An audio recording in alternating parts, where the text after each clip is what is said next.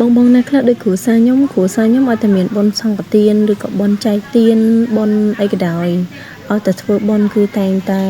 មិនភ្លេចហ្មងជាមួយនឹងការបត់ផ្កាឈូកថ្វាយព្រះនៅក្នុងកម្មវិធីបុណ្យអញ្ចឹងណាអញ្ចឹងវាជាទម្លាប់មួយដែលខ្ញុំតែងតែធ្វើឲ្យតែមានពិធីបុណ្យជុំបងប្អូនគឺខ្ញុំតែងតែបត់ផ្កាឈូកម្ដងពី300ដើមអីបងធ្វើថ្វាយព្រះផងធ្វើសម្រាប់ទុកស្រង់ព្រះរស់ផងអញ្ចឹងណាដាក់មកបងមើលលេខទៅហើយចាក់ស្មាមែនតែទុន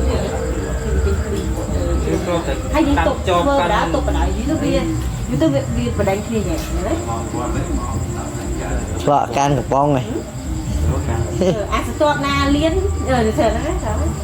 បងប្អូនក្មួយខ្ញុំអីគឺឲ្យតែក្មេងពងពេញវ័យអីនោះគឺខ្ញុំចាប់ហៅមកបត់ទាំងអស់ហ្មងឲ្យគាត់ជុំ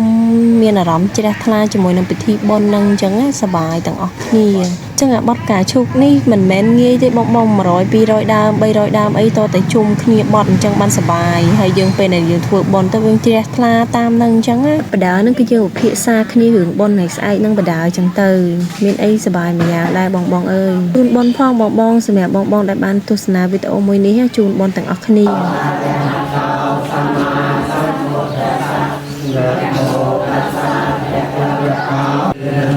អតនេតិនេវរមនីសិក្ខាបទសមាទិយាមិអតនេតិនេវរមនីសិក្ខាបទសមាទិយាកាមេសមច្ឆាចាប្រតិដល់ផងប្របីដល់ផងសូមអនុមោទនាប្រកេតទៅវត្ថុដល់ព្រះសង្ឃសូមអនុមោទនាពុទ្ធជ័យ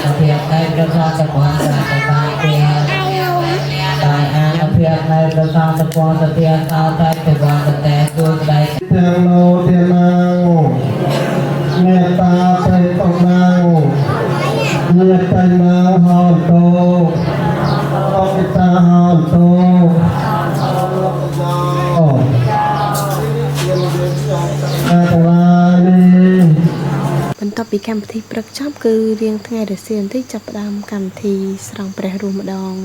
អញ្ចឹងយើងយកព្រះរស់របស់យើងទាំងអស់ចាស់យកមកស្រង់ងូតទឹកឲ្យគាត់ស្អាតតមកកំភ្លេចងូតខ្លួនឯងផងប៉ាម្សៅគ្នាលេងពេញហ្នឹងហ្មង